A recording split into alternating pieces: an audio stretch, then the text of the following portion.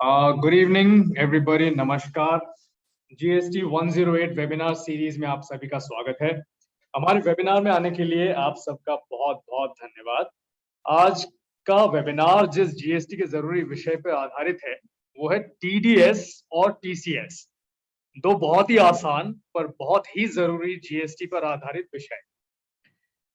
अब आज का वेबिनार शुरू होने से पहले मैं आपका थोड़ा सा वक्त चाहूंगा हमारी कंपनी KYSS के बारे में आपको थोड़ी सी जानकारी देने के लिए। तो हमारी कंपनी KYSS यानी कि नो योर सप्लायर स्कोर साल 2019 में शुरू हुई थी और तब से आज तक हमारा जो मुख्य मिशन है वो है MSME ओनर्स को उनके रोजाना बिजनेस करने में जो मुश्किलें आती हैं उनका हल निकालना, उनको सॉल्व करना। तो हमारी कंपनी KYSS बैंगलोर में है और आज हम KYSS के जरिए भारत के 22 प्रदेशों में 18,000 कस्टमर्स की सेवा कर रहे हैं।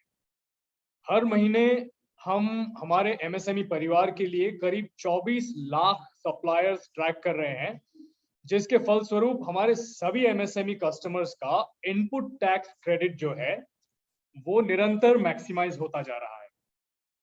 मैं आपको अब हमारे जो डिजिटल प्रोडक्ट्स है उनके बारे में जरा सा पहले बता देता हूं। हम जो प्रोडक्ट्स आपको ऑफर कर रहे हैं KYSS के जरिए वो है पहला वर्किंग कैपिटल लेंडिंग यानी वर्किंग फाइनेंस की लेंडिंग, जो आपके साधारण जीएसटी के फाइनेंशियल ऑब्लिगेशन जो आपके रहते हैं, जो आपका जरूरी कैश फ्लो रहता है, उसके लेन देन के लिए हमारी कंपनी आपको कोलैटरल फ्री संपूर्ण डिजिटाइज्ड लोन देती है, वो भी मिनिमम डॉक्यूमेंट्स के बदले। दूसरा है जरूरी हमारा जीएसटी रेकंसिलिएशन। तो आपका जो महीने का जो परचेज रजिस्टर होता है ना, उसको हमारे प्रोडक्ट के साथ GSTR 2A और GSTR 2B के तहत आप आराम से रेकंसाइल कर सकते हैं और ज्यादा से ज्यादा ITC यानी इनपुट टैक्स क्रेडिट का दावा कर सकते हैं। तीसरा जो है वो है सप्लायर ट्रैकिंग या फिर सप्लायर एनालिसिस जिसे हम कहेंगे।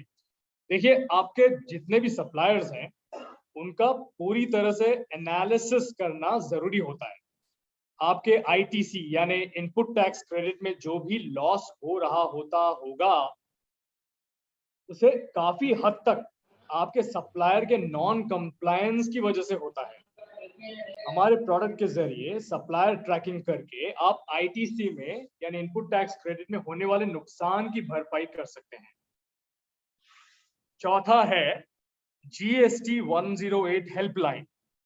आपने शायद इसके बारे में पहले भी सुना होगा। आप में से जो पहले भी हमारे वेबिनार में आ चुके हैं वो GST 108 GST 108 हेल्पलाइन के बारे में जानते हैं, फिर भी मैं आपको एक बार बता दूंगा।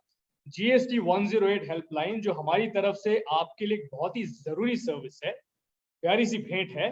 GST 108 हेल्पलाइन आपके लिए एक पर्सनलाइज्ड GST हेल्पलाइन है, जिसके जरिए आप अपने सभी GST से संबंधित सवालों के आसान जवाब तुरंत पा सकते हैं।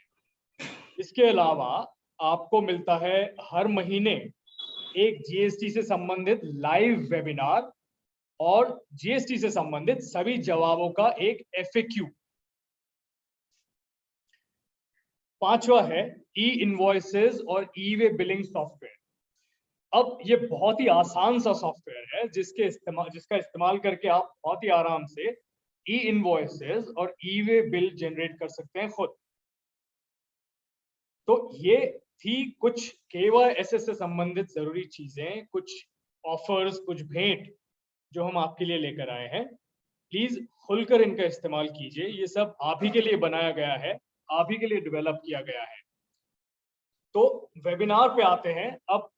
अब जो हमारा आज का जो मुख्य विषय है उसकी ओर चलते हैं थोड़ा सा। आज के वेबिनार का विषय जो आपको पता ही होगा वो है TDS और TCS।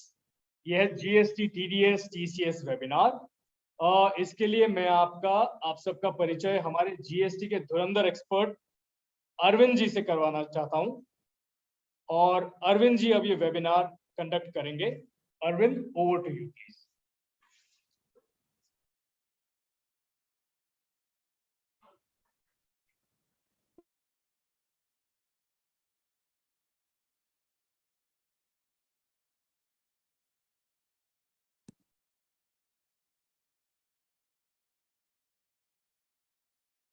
Thank you Abhishek. तो आज का टॉपिक शुरू करते हैं, टीडीएस और टीसीएस। तो ये वेबिनार को हम लोगों ने 3 भाग में डिवाइड किया है। पहले हम लोग समझेंगे कि टीडीएस का लीगल प्रोविजन जो है वो क्या है, मतलब ये टीडीएस का क्या मतलब है और इसका क्या लीगल प्रोविजंस क्या है टीडीएस का। उसके बाद हम लोग जाएंगे टीसीएस पे, और ये 2 टॉपिक कवर करने के बाद हम लोग देखेंगे कि टीडीएस और टीसीएस को जीएसटी रिटर्न में कैसे क्लेम करना है, और एक सप्लायर को जिसपे टीडीएस और टीसीएस लागू है उसको क्या क्या प्रोसेस करना चाहिए, क्या क्या फॉर्म्स फाइल करना चाहिए, वो हम लोग देखेंगे।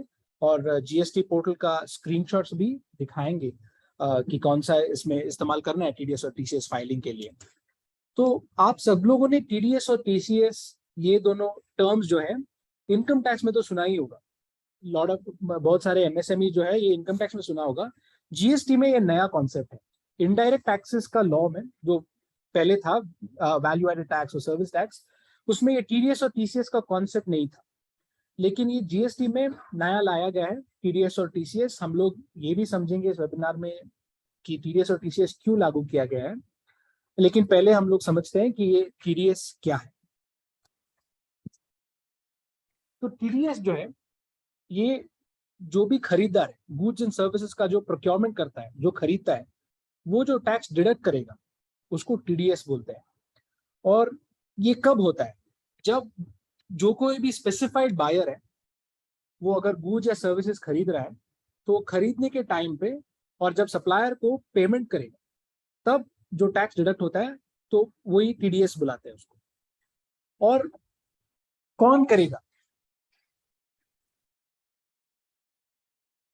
जीएसटी एक्ट ने बायर्स को स्पेसिफाई किया है। ये इतने लिस्ट ऑफ बायर्स जो गुड्स और सर्विसेज को खरीद रहे हैं वो ये टीडीएस को डिडक्ट करेंगे। वो जो लिस्ट ऑफ बायर्स है जीएसटी एक्ट में ये डिफाइंड है। और कितना रेट का है ये टीडीएस? ये टीडीएस 2% का होगा। ये 1% सीजीएसटी और 1% एसजीएसटी मिला के 2% कलेक्ट किया जाएगा टीडीएस। थोड़े केसेस में 2% आईजीएसटी भी हो सकता है। वो जो केसेस है वो हम इस वेबिनार के नेक्स्ट स्लाइड में देखेंगे। तो ये है बेसिक टीडीएस का सिंपल डेफिनेशन ये है। अभी ये कौन है जो बायर्स, स्पेसिफाइड बायर्स है? जीएसटी काउंसिल ने इतने बायर्स को आज तक नॉमिनेट करके बोला है कि ये जो बायर्स होंगे ये सब टीडीएस डिडक्ट करेंगे। बट जीएसटी काउंसिल आगे जाके और भी बायर्स को इस लिस्ट में ऐड भी कर सकता है। लेकिन आज ये जो आप स्क्रीन पे देख रहे हो, ये जो लिस्ट ऑफ बायर्स जो है, ये वो इंस्टीट्यूशंस हैं या ये ऑर्गेनाइजेशंस हैं जो टीडीएस डिडक्ट करने के लिए लायबल है। ये इन लोगों की रिस्पॉन्सिबिलिटी है कि ये टीडीएस डिडक्ट करें जब ये कोई भी सप्लायर से, चाहे वो एमएसएमई हो या जो कोई भी प्राइवेट कंपनी हो या जो भी हो, जब ये ऐसे सप्लायर से गुड्स या सर्विसेज खरीदेंगे तब जब पेमेंट किया जाएगा तब ये टीडीएस डिडक्ट किया जाएगा। ये ऐसे कौन से बायर्स हैं? इस लिस्ट में देखा जाए तो सब गवर्नमेंट रिलेटेड डिपार्टमेंट्स ही है। तो पहले ये है कि एक गवर्नमेंट एस्टैब्लिश्ड डिपार्टमेंट, ये राज्य सरकार हो सकता है या केंद्र सरकार हो सकता है। इन दोनों सरकार से नियमित जो भी डिपार्टमेंट है या एस्टैब्लिशमेंट है उसका डिपार्टमेंट ये टीडीएस डिडक्ट करने के लिए लायबल होगा। एक सिंपल सा उदाहरण ये है कि इंडियन रेलवेज का उदाहरण हम लोग लेंगे। वो एक गवर्नमेंट एस्टैब्लिश्ड डिपार्टमेंट है। जब इंडियन रेलवे चाहे कोई एमएसएमई से गुड्स या सर्विसेज खरीदेगा, थोड़े ऐसे सर्कमस्टेंसेस भी है, स्पेसिफिक सर्कमस्टेंसेस भी है जब टीडीएस लागू होगा, वो भी हम लोग देखेंगे। लेकिन जब इंडियन रेलवेज, उदाहरण के लिए जब इंडियन रेलवेज कोई एमएसएमई से सर्विसेज या गुड्स खरीदेगा तब टीडीएस ये इंडियन रेलवेज के ऊपर टीडीएस लागू है और ये उस सप्लायर से डिडक्ट करके इसको गवर्नमेंट में पे किया जाएगा। नेक्स्ट इस लिस्ट में जो नेक्स्ट नियमित बॉडी है वो लोकल अथॉरिटी है। लोकल अथॉरिटी आपके सिटीज का म्युनिसिपल अथॉरिटी हो सकता है, दिल्ली म्युनिसिपल अथॉरिटी हो सकता है या बैंगलोर का बीबीएमपी हो सकता है, जो म्युनिसिपल लोकल अथॉरिटी है। गवर्नमेंट एजेंसीज है, जो गवर्नमेंट से नियमित एजेंसीज है, ये डिफेंस हो सकता है या कोई भी सेक्टर में हो सकता है। गवर्नमेंट नॉमिनेटेड एजेंसीज जो है वो भी टीडीएस डिडक्ट करने के लिए लायबल है। पब्लिक सेक्टर अंडरटेकिंग्स, ये ज्यादातर अप्लीकेबल होगा बहुत सारे एमएसएमईज के लिए जो पब्लिक सेक्टर अंडरटेकिंग्स को अपना गुड्स या सर्विसेज बेच रहे हैं। पब्लिक सेक्टर अंडरटेकिंग मतलब जो भी ऑर्गेनाइजेशन जहां पे केंद्र सरकार या राज्य सरकार का 50% के ऊपर शेयर होल्डिंग है, 50% के ऊपर कंट्रोल है, ऐसे गवर्नमेंट कंट्रोल्ड एंटिटीज को पब्लिक सेक्टर अंडरटेकिंग्स बोला जाता है। तो इसका एग्जांपल हो सकता है बीईएल हो सकता है, so one of the largest examples एक पब्लिक सेक्टर अंडरटेकिंग का। नेक्स्ट जो लिस्ट पे है, सोसाइटीज रजिस्ट्रेशन एक्ट, एक स्पेसिफाइड लॉ है इस देश का जहां पे सोसाइटीज रजिस्टर किया जाता है।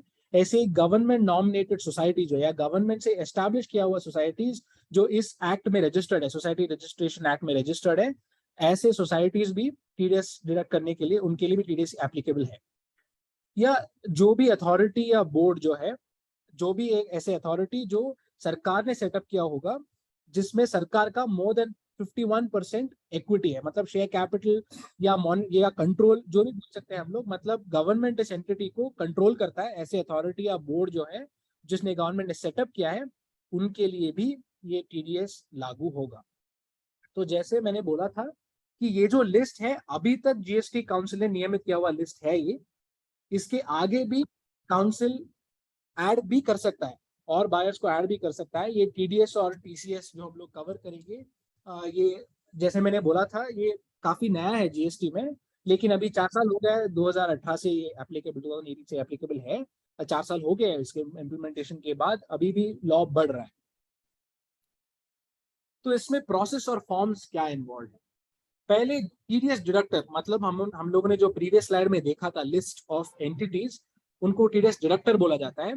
और ये हर टीडीएस डिडक्टर को कंपलसरी रजिस्ट्रेशन करना पड़ेगा जीएसटी पोर्टल में। जो हम लोग जीएसटी रजिस्ट्रेशन का लिमिट बताते हैं 20 लाख का या 40 लाख का जो लिमिट बताते हैं, वो लिमिट यहाँ पे लागू नहीं होगा। जो भी टीडीएस डिडक्टर है, इरेस्पेक्टिव ऑफ लिमिट, जितना भी धंधा करे, उनको रजिस्टर करना ही पड़ेगा जीएसटी पोर्टल में। तो ये जो डिडक्टर है जो हम लोग ने प्रीवियस लिस्ट में देखा था, वो डिडक्टर जब भी ये टीडीएस डिडक्ट करेंगे, इसको अगले महीने के 10 तारीख के अंदर उनको डिपॉजिट करना पड़ेगा। मतलब अगर हम उदाहरण लेंगे, अगस्त में एक एमएसएमई ने गवर्नमेंट को गुड्स या सर्विसेज सप्लाई किया हुआ है, गवर्नमेंट अथॉरिटी को, और वो गवर्नमेंट अथॉरिटी, हम लोग रेलवेज का ही एग्जाम्पल लेते हैं कि एक एमएसएमई ने रेलवेज को एक आइटम सप्लाई किया था और उस आइटम पे रेलवेज ने टीडीएस डिडक्ट किया गया था अगस्त मंथ में। तो 10 सितंबर के अंदर रेलवेज को ये टीडीएस को इसको गवर्नमेंट पे जमा करना पड़ेगा। वही ये डिपॉजिट ऑफ टीडीएस का टाइम लिमिट है। जब ये गवर्नमेंट अथॉरिटी या स्पेसिफाइड बायर ये टीडीएस को डिपॉजिट करेगा, तब उनको एक रिटर्न भी फाइल करना है, उसको जीएसटीआर 7 फॉर्म बोलते हैं। जैसे हर एमएसएमई या हर जीएसटी रजिस्टर्ड पर्सन जीएसटी 1 और 3B को फाइल करता है, ऐसे ही ये टीडीएस डिडक्टर्स को एडिशनली एक जीएसटीआर 7 करके जो फॉर्म है वो फिल करना पड़ेगा महीने के खत्म होने के 10 दिन के अंदर। तो अगस्त में जो टीडीएस डिडक्ट किया गया है, वो 10 सितंबर के अंदर एक जीएसटीआर 7 फाइल करना पड़ेगा।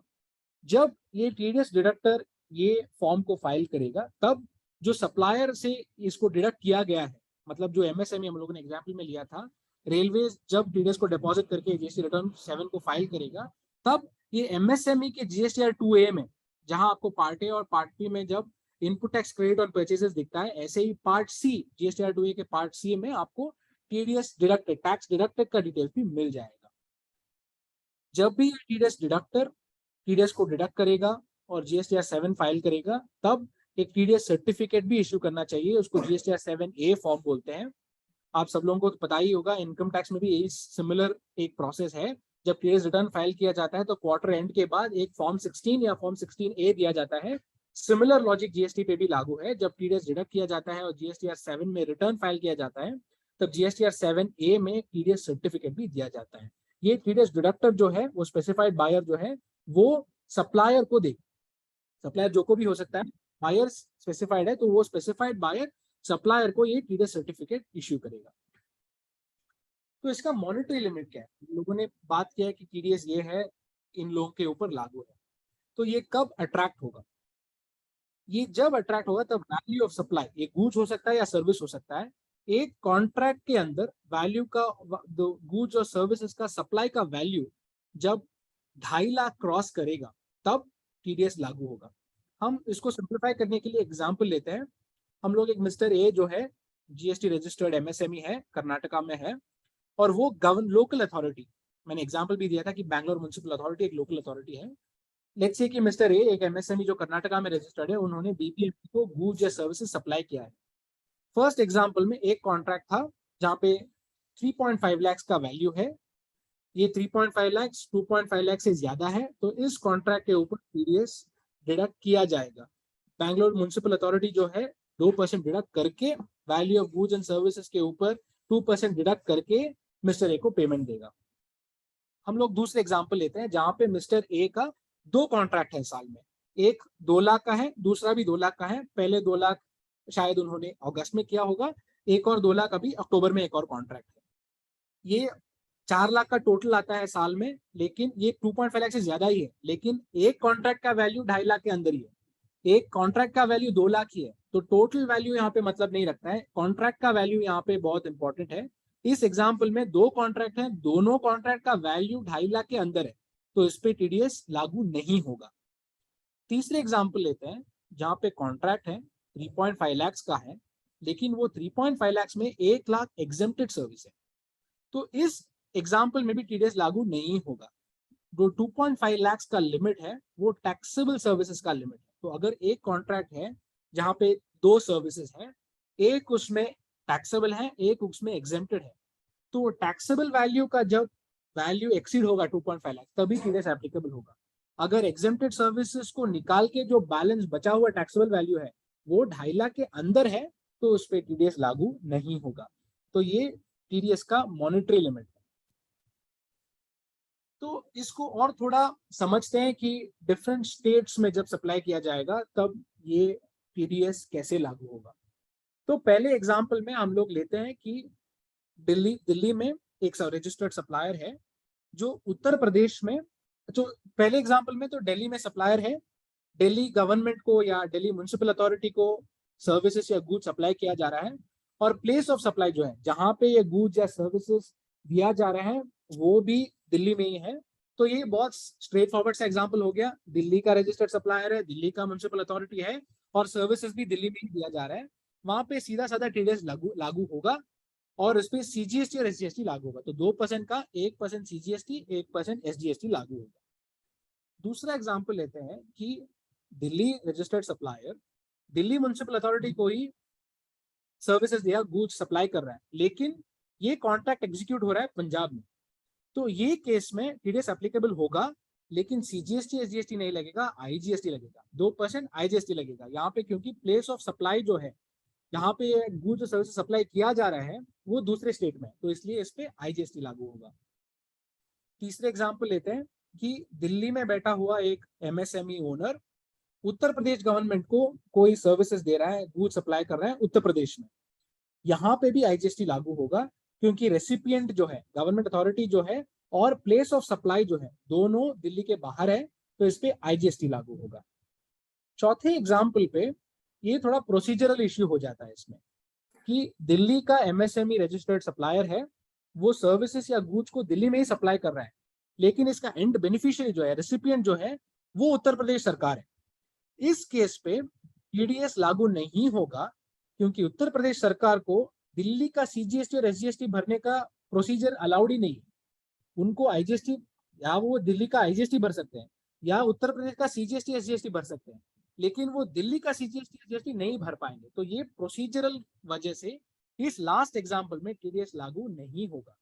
तो जब भी जो भी एमएसएमई ओनर है या जो भी जीएसटी रजिस्टर्ड यूजर है, जब भी कोई गवर्नमेंट अथॉरिटी से या जो भी स्पेसिफाइड बायर जो है वो लिस्ट पे ऐड भी हो सकते हैं इन द फ्यूचर, तो जब भी ऐसे स्पेसिफाइड बायर्स के साथ कॉन्ट्रैक्ट कर रहे हैं तो आपको ये देखना पड़ेगा कि आप कौन से स्टेट में रजिस्टर्ड है, किस स्टेट पे आप, वो जो रेसिपिएंट है वो कौन से स्टेट पे रजिस्टर्ड है और कहाँ पे ये सप्लाई हो रहा है, इसके आधारित आपको पता चलेगा कि ये सीजीएसटी एसजीएसटी होगा, आईजीएसटी होगा या इस पे टीडीएस लागू नहीं होगा। तो ये place of supply, location of supply, recipient, ये समझना भी बहुत बहुत जरूरी है। तो इसलिए हम लोगों ने सिंप्लीफाई करके इसको एग्जाम्पल के तहत आपको एक्सप्लेन किया। तो ये हुआ टीडीएस। हम लोगों ने समझा कि टीडीएस क्या है, इसका क्या प्रोसीजर है, क्या प्रोसेस है और ये कहाँ कहाँ लागू होगा। अब हम लोग बढ़ते हैं टीसीएस पे। अपने वेबिनार का दूसरा टॉपिक ये है TCS, tax collected at source. इसको भी टीडीएस में जैसे एक फॉर्मेट में हम लोगों ने डिस्कस किया था, ऐसे ही फॉर्मेट में टीसीएस के बारे में भी हम लोग डिस्कस करेंगे और उसके बाद देखेंगे कि इसको कैसे क्लेम करना है। तो टीसीएस क्या है? TDS tax deducted at source है, TCS tax collected at source है। ये कब लागू होगा? जब भी कोई सप्लायर गुड्स या सर्विसेज का सप्लायर ई कॉमर्स पोर्टल पे अपने गुड्स या सर्विसेज को बेचता है। तो ई कॉमर्स पोर्टल आप सबको पता होगा, बेस्ट एग्जांपल इसका होगा अमेजोन हो सकता है, फ्लिपकार्ट हो सकता है, जियो मार्ट हो सकता है। ऐसे बहुत सारे ई कॉमर्स पोर्टल हैं जहां पे एक सप्लायर अपने गुड्स और सर्विसेज को बेच सकता है। तो जब ऐसे एक सप्लायर ई कॉमर्स पोर्टल पे अपना गुड्स या सर्विस को सप्लाई करेगा, तब ये टीसीएस लागू होता है। तो ये किस पे लागू होता है? ई कॉमर्स ऑपरेटर जो ये ऐसे गुड्स सर्विसेज को ले रहा है, वो टीसीएस कलेक्ट करने के लिए रेस्पॉन्सिबल है। और इसका रेट कितना है? 1% का है। आधा % सीजीएसटी, आधा % एसजीएसटी। टीडीएस में 2% था, यहाँ पे टीसीएस 1% का है। तो टीसीएस में हम लोगों ने बहुत देखा आपने भी एक्सपीरियंस किया होगा, जब ई कॉमर्स ऑपरेटर के साथ आप जब काम करते हैं कि टीसीएस कलेक्ट किया जाएगा आपके पेमेंट से, वो डिडक्ट करके आपको बैलेंस पेमेंट ही आ जाएगा। लेकिन ये बहुत डिफिकल्ट होता है कि हम लोग इसको कैसे कैलकुलेट करें, किस बेसिस पे ये ई कॉमर्स ऑपरेटर ने डिडक्ट किया था, वो समझना बहुत बहुत जरूरी है। तो ये गवर्नमेंट का एक फॉर्मूला है, दिखता थोड़ा कॉम्प्लिकेटेड है, लेकिन उसको सिंप्लीफाई करके हम लोग समझ जाते हैं बहुत आसानी से कि ये कैसे लागू होगा। तो ये फॉर्मूला बहुत सिंपल है। वैल्यू ऑफ सेल कितना है?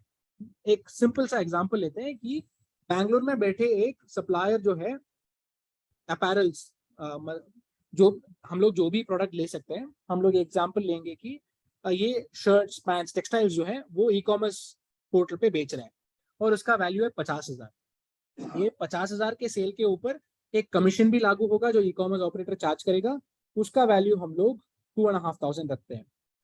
तो इसमें इसको दोनों ऐड करना है, value of sale, value of commission को ऐड करना है। नेक्स्ट, रिवर्स चार्ज पे कुछ सर्विसेज हो सकता है। हम लोग रिवर्स चार्ज का कॉन्सेप्ट के अंदर डीपली नहीं जाएंगे क्योंकि ये टीडीएस टीसीएस के आधारित वेबिनार है। रिवर्स चार्ज हम लोग नेक्स्ट वेबिनार में ले रहे हैं, तो मैं डिटेल में नहीं जाऊंगा, बट एक सिंपल सा एग्जांपल दे देता हूँ। रिवर्स चार्ज ऐसा मैकेनिज्म है जहां पे ई कॉमर्स ऑपरेटर ही टैक्स कलेक्ट करके गवर्नमेंट को पे करेगा। आपको ई कॉमर्स ऑपरेटर से कलेक्ट करके पेमेंट करने का जरूरत नहीं है।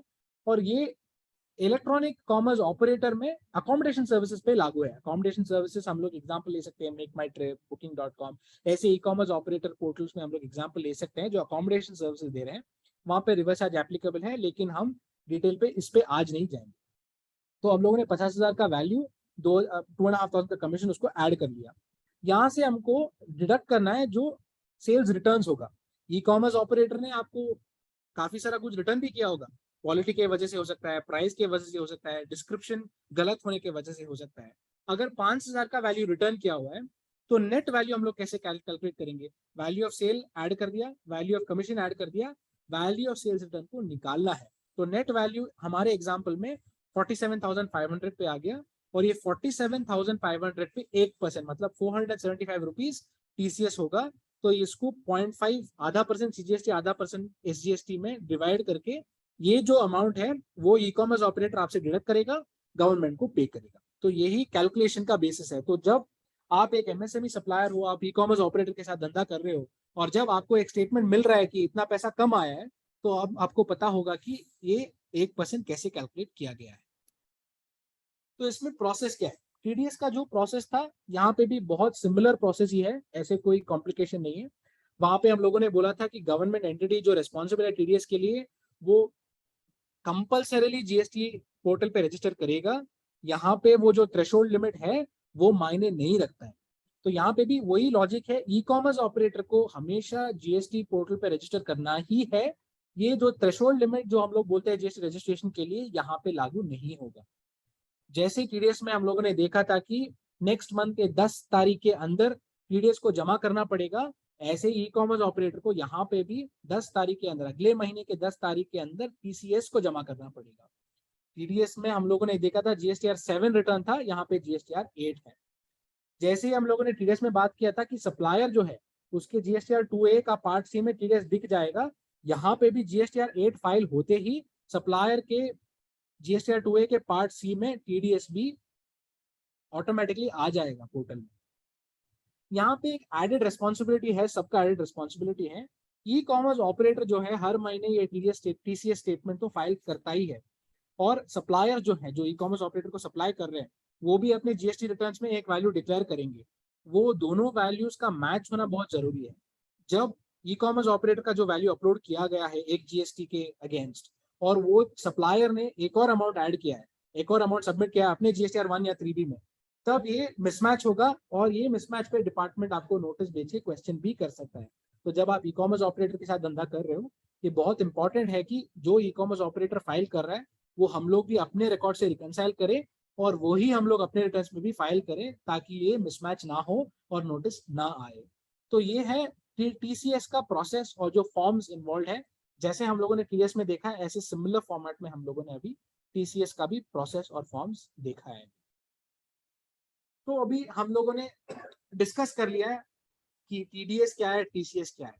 अभी इंपॉर्टेंट क्वेश्चन पे आते हैं कि ये कैसे क्लेम करें हम लोग। अभी जब एक एमएसएमई गवर्नमेंट के साथ धंधा कर रहा है तो गवर्नमेंट ने टीडीएस डिडक्ट कर दिया। जब एक एमएसएमई ई कॉमर्स ऑपरेटर के साथ धंधा कर रहा है तब ई कॉमर्स ऑपरेटर ने टीसीएस कलेक्ट कर लिया। अभी तो मुझे पैसा इतना कम आया तो I have to claim this somewhere. तो उसको कैसे क्लेम करना है? जैसे आप हर महीने अपना जीएसटीआर 1 और 3B फाइल करते हैं, ऐसे ही टीडीएस रिटर्न्स को भी हर महीने फाइल करना पड़ता है। टीडीएस और टीसीएस रिटर्न्स, क्रेडिट का रिटर्न्स फाइल करना पड़ता है। जो महीने में टीडीएस टीसीएस क्रेडिट है तब ये फाइल करना है इसको उस महीने में। जिस महीने में टीडीएस और टीसीएस नहीं है तब उस महीने में फाइल करने की जरूरत नहीं है। तो रिटर्न्स के सर्विसेज के अंदर जो रिटर्न्स का डैशबोर्ड है, वहां हम लोग देख सकते हैं कि टीडीएस और टीसीएस क्रेडिट का रिटर्न्स भी उधर ही है। उसको क्लिक करने से ऐसे स्क्रीन खुल जाता है जहां पे आप फाइनेंशियल ईयर और रिटर्न फाइलिंग का जो मंथ है वो आप स्पेसिफाई कर सकते हो, और प्रिपेयर ऑनलाइन करके आप ऑनलाइन ही पोर्टल पे ही इसको फाइल कर सकते हैं।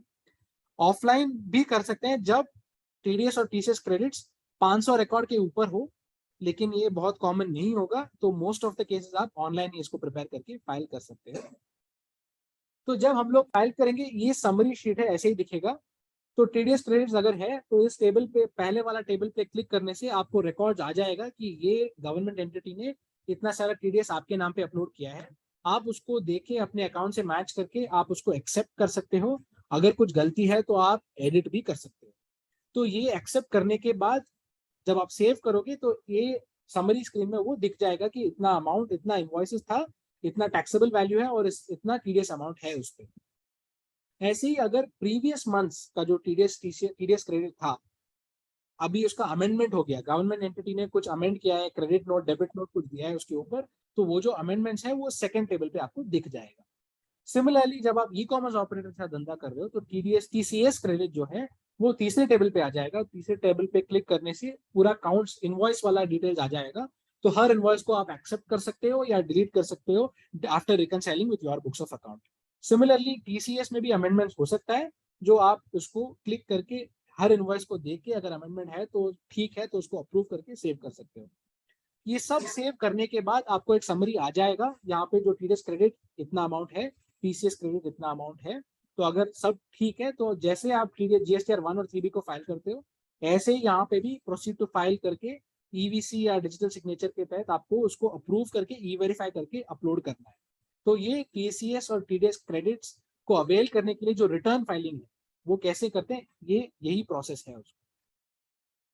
तो रिटर्न फाइल करने के बाद क्या होता है, जैसे हम जीएसटीआर 3B फाइल करने के बाद हमारा input tax credit electronic credit ledger में चला जाता है।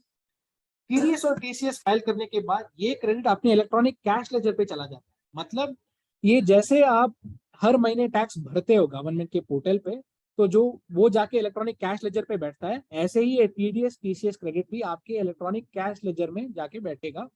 हम लोगों ने आपको एक सैंपल अभी दिखा रहे हैं हम लोग स्क्रीन पे कि ऐसे वो आ जाएगा आपके इलेक्ट्रॉनिक कैश लेजर में, और डिस्क्रिप्शन टीडीएस क्रेडिट करके आएगा। जो आप रेफरेंस नंबर देख रहे हो वो टीडीएस रिटर्न जो फाइल किया हुआ है उसका एआरएन नंबर है, उसका एक्नॉलेजमेंट नंबर है कि इस रिटर्न के तहत इस महीने में इतना टीडीएस क्रेडिट ये जीएसटी रजिस्टर्ड सप्लायर ने क्लेम किया है। तो ये उसका समरी है इलेक्ट्रॉनिक कैश लेजर। तो जब ये कैश लेजर में जाएगा तब बहुत ये डाउट होता है कि उसको अगर मैं यूटिलाइज ना कर पाऊँ तो मैं क्या करूँ। उसका ऐसे का ऐसे पड़ा है वो टीडीएस टीसीएस क्रेडिट मेरे इलेक्ट्रॉनिक कैश लेजर पे। मेरा इनपुट टैक्स क्रेडिट जो है हर महीने ज्यादा ही है, और या ये काफी है अपने आउटपुट लायबिलिटी को पे करने के लिए। अब मेरा इनपुट टैक्स क्रेडिट ही काफी है, तो ये टीडीएस टीसीएस क्रेडिट ऐसे ही पड़ा हुआ है। तो जो ऐसे पड़ा हुआ है अनयूटिलाइज, जो हम लोग बोलते हैं कि ये यूज ही नहीं किया गया है, उसका क्या कर सकते हैं हम लोग, उसका रिफंड भी क्लेम कर सकते हैं। इसका ये लॉजिक है कि टीडीएस और टीसीएस का क्रेडिट जो इलेक्ट्रॉनिक कैश लेजर पे बैठता है, वो आप जब टैक्स भरते हो उसी का, जो हम लोग जब टैक्स भरेंगे तो इलेक्ट्रॉनिक कैश लेजर पे वो जाएगा। हम उसको टैक्स, हमारे आउटपुट लायबिलिटी को स्क्वायर ऑफ करने के लिए उसको यूज कर सकते हैं, डिमांड पे करने के लिए यूज कर सकते हैं, या उसको अगर हम लोगों ने गलती से ज्यादा भर लिया उसका हम लोग रिफंड भी ले सकते हैं। जैसे हम लोग जब कैश टैक्स भरते हैं पोर्टल पे और उसको रिफंड क्लेम करते हैं, यूटिलाइज करते हैं, ऐसे ही सेम वे आप टीडीएस और टीसीएस क्रेडिट को भी ऐसे ही ट्रीट कर सकते हो। टीडीएस टीसीएस क्रेडिट जो आपके इलेक्ट्रॉनिक कैश लेजर पे है, it is as good as the tax paid. Same, उसका सेम ट्रीटमेंट है गवर्नमेंट के पोर्टल पे। तो जो भी है आपने यूज नहीं किया गया है, या आपके इनपुट टैक्स क्रेडिट जो है वो अपने आउटवर्ड लायबिलिटी, सेल्स के ऊपर जो जीएसटी लायबिलिटी है वो पे करने के लिए, अगर आपका इनपुट टैक्स क्रेडिट काफी है और ये टीडीएस टीसीएस क्रेडिट ऐसे ही अनयूटिलाइज्ड आपके कैश लेजर पे पड़ा है, तो आप उसको रिफंड भी क्लेम कर सकते हो। रिफंड का एक प्रोसेस है जो रिटर्न्स के अंदर आप रिफंड फाइल कर सकते हो, लेकिन उसका डिटेल्ड प्रोसेस एक अलग ही वेबिनार बन जाएगा, तो हम लोग अभी इस पे नहीं जा रहे। तो ये टीडीएस टीसीएस क्रेडिट हम लोगों ने, वी हैव अंडरस्टूड दैट, हमने ये भी समझा है कि इसको कैसे क्लेम कर सकते हैं, लेकिन इसका बेनिफिट क्या है, गवर्नमेंट ने इसको लागू ही क्यों किया। अभी ये पहला इनका थिंकिंग था कि टीडीएस टीसीएस क्रेडिट के आने के बाद सब ट्रांजैक्शन जो हम लोग करते हैं गवर्नमेंट एंटिटी के साथ या ई कॉमर्स ऑपरेटर के साथ, वो पूरा पोर्टल पे आ जाता है ऑन मंथ बेसिस, ये डेटा पूरा आ जाता है पोर्टल पे। तो टैक्स इवेशन पे जो रेगुलेशन या मॉनिटरिंग जो गवर्नमेंट करना चाह रहा है, वो इस पे अचीव हो सकता है कि ये सब डेटा आ गया है, तब मॉनिटर कर सकते हैं कि ये सब डेटा ई कॉमर्स ऑपरेटर ने या गवर्नमेंट अथॉरिटीज ने अपलोड किया है, लेकिन वो सप्लायर ने अपने जीएसटी रिटर्न में इसको फाइल नहीं किया या टैक्स नहीं भरा इसके ऊपर। तो ये टैक्स इवेजन को कंट्रोल करने के लिए ये बहुत बेनिफिशियल है। सप्लायर के स्टैंड पॉइंट पे हम लोग देखा जाए तो जो सप्लायर गवर्नमेंट एंटिटी या ई कॉमर्स ऑपरेटर के साथ धंधा कर रहा है और ये सब डिडक्ट हो गया उसके पेमेंट से, तो उनको भी ये इजी हो जाता है जब ये ई कॉमर्स ऑपरेटर या गवर्नमेंट अथॉरिटी उनके टीडीएस रिटर्न फाइल करते हैं, जैसे 7-8 फाइल करते हैं, तो फाइल करते ही ऑटोमेटिकली अपने लेजर पे आ जाता है, अपने जीएसटी 2A पे आ जाता है। उसको फाइल करने से वो अपने इलेक्ट्रॉनिक कैश लेजर में भी आ जाता है। तो इसको बहुत सिंप्लीफाई करके जो टैक्स डिडक्ट किया गया है, वो ऑटोमेटिकली क्रेडिट भी बहुत सिंप्लीफाई करके अपने लेजर पे आ जाता है। तो ये भी एक एडवांटेज है टीडीएस टीसीएस फाइलिंग का। ये टीडीएस टीसीएस क्रेडिट जो मतलब गवर्नमेंट एंटिटी का तो ठीक है, लेकिन ई कॉमर्स ऑपरेटर में ज्यादातर लोग जो ई कॉमर्स ऑपरेटर के साथ काम कर रहे हैं वो अनऑर्गेनाइज सेक्टर्स में भी है। तो वो अनऑर्गेनाइज सेक्टर को थोड़ा ऑर्गेनाइज करने के लिए, सबको टैक्स नेट पे आके उनके बिजनेस और उनके सेक्टर को ऑर्गेनाइज करने के लिए भी ये टीडीएस और टीसीएस का प्रोविजंस लागू किया गया है। ये ई कॉमर्स ऑपरेटर में स्पेसिफिकली ये जो लॉ है टीसीएस का लॉ, उनको भी चेक में रखता है, वो इलेक्ट्रॉनिक कॉमर्स ऑपरेटर्स को, ई कॉम ऑपरेटर्स को भी चेक पे रखता है कि ये इतना धंधा कर रहे हैं ऐसे सप्लायर्स पे, और टीसीएस उस पे कलेक्ट कर रहे हैं या ठीक से उसको रिपोर्ट कर रहे हैं कि नहीं कर रहे हैं। उसको भी ट्रैक करने के लिए उनके online sellers, e commerce operators को ट्रैक करने के लिए भी ये टीडीएस और टीसीएस लागू किया गया है। तो ये टीडीएस और टीसीएस लॉ का बेनिफिट्स है। तो जो भी एमएसएमई बिजनेस ओनर है जो या गवर्नमेंट के साथ या ई कॉमर्स ऑपरेटर के साथ धंधा कर रहा है और आपके पेमेंट से टीडीएस या टीसीएस कट रहा है, ऐसे इसमें कोई कंफ्यूज होने का या डरने का कोई बात ही नहीं है। उसका प्रोसेस बहुत सिंपल है। टीडीएस और टीसीएस का कैलकुलेशन भी बहुत सिंपल है। आपको हर महीने जब टीडीएस या टीसीएस डिडक्ट होता है आपके पेमेंट से, आपको एक ही चीज करना है कि आप अपने कस्टमर से फॉलो अप करो कि उन लोगों ने अपना जीएसटी 7 या 8 जो एप्लीकेबल फॉर्म्स है वो फाइल किया है। वो फाइल करते ही आपके क्रेडिट पे आ जाएगा और आपको महीने में वो टीडीएस और टीसीएस रिटर्न फाइल करना है और वो ऑटोमेटिकली आपके क्रेडिट कैश लेजर पे आ जाएगा। तो उसमें कोई कंफ्यूज होने का या डरने का कोई बात नहीं है। एमएसएमई ओनर्स को इजीली ये टीडीएस और टीसीएस का क्रेडिट भी मिल जाएगा। और अगर बहुत एक्सेस है और ये आपको ऐसे लग रहा है कि ये अनयूटिलाइज जा रहा है, तो उसका आप रिफंड भी क्लेम कर सकते हो। तो ये था हमारा टीडीएस और टीसीएस का वेबिनार का प्रेजेंटेशन।